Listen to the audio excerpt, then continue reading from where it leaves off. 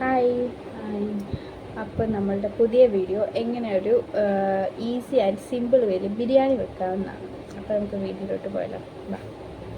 മുളക് പൊടി ഉപ്പും ചേർത്ത് മാഗ്നേറ്റ് ചെയ്ത് വെച്ച ചിക്കൻ നമുക്ക് എണ്ണയിലിട്ട് നന്നായിട്ട് ഫ്രൈ ചെയ്തെടുക്കാം. അത് ഫ്രൈ ചെയ്ത് ഒരു പാത്രത്തിലോട്ട് മാറ്റി വെക്കുക. എന്നിട്ട് ആ സെയിം എണ്ണയിൽ തന്നെയല്ലേ ചിക്കൻ വറുത്തത്, അതിലോട്ട് നമുക്ക് 2 അല്ലെങ്കിൽ ഒരു 3 സവോള അതെടുത്ത് അതിലോട്ട് ആവശ്യമായിട്ടുള്ള ഉപ്പും ഇട്ട് നന്നായിട്ട് യോജിപ്പിച്ച് ഒരു കുറച്ച് നേരം ഒന്ന് ആ സവോള ഒന്ന് വാടി വരുന്നിടം വരെ വെയിറ്റ് ചെയ്യാം.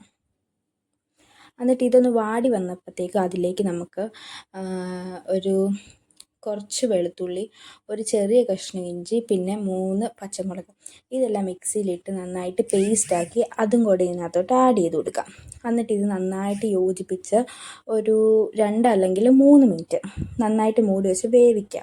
എന്നിട്ട് നമ്മളൊരു തക്കാളി എടുത്ത് അത് മിക്സിയിലിട്ട് നല്ല പേസ്റ്റാക്കിയതിന് ശേഷം ഈ തക്കാളിയും കൂടി ഇതിനകത്തോട്ട് ആഡ് ചെയ്യാം. അപ്പോൾ ഈ തക്കാളി പേസ്റ്റാക്കി ആഡ് ചെയ്യുന്നതാണ് ഒരു ടേസ്റ്റ് കൂടുന്നത്. അപ്പം നമ്മൾ ഇത് ആഡ് ചെയ്ത് നന്നായിട്ട് യോജിപ്പിച്ച് ഒരു കുറച്ച് നേരം ആ തക്കാളിയുടെ ഒരു പച്ചമണം മാറുന്നത് വരെ നമ്മൾ ഇളക്കി. അതിനുശേഷം നമ്മൾ പൊടികളായിട്ടുള്ള മുളക് പൊടി, ചിക്കൻ മസാല, പിന്നെ കുരുമുളക് പൊടി, ഗരം മസാല ഇത് ഇട്ട് നന്നായിട്ട് യോജിപ്പിച്ചു.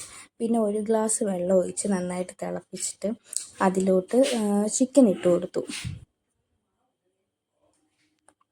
ചിക്കൻ ഇട്ട് എല്ലാം നല്ല കുറുകി വന്ന് ആ ഒരു കറി നന്നായിട്ട് കുറുകി വന്നതിന് ശേഷം നമുക്ക് ഈ കറി എടുത്ത് മാറ്റി വെക്കാം.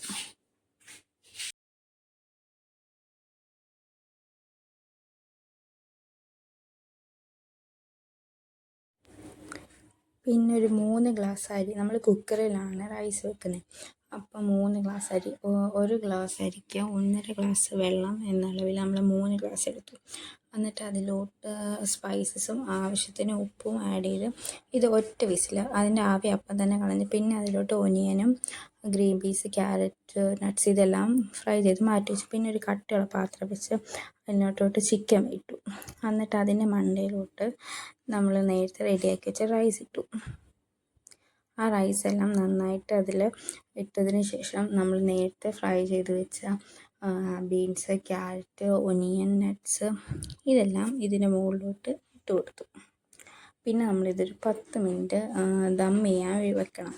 എന്നിട്ടൊരു 10 മിനിറ്റ് തീ നല്ലതായിട്ട് കുറച്ച് വെച്ചിട്ട് ഗ്യാസിൽ വെച്ചു, സ്റ്റൗവിൽ വെച്ചു. പിന്നെ അത്രേ ഉള്ളൂ, നമ്മുടെ ബിരിയാണി റെഡി.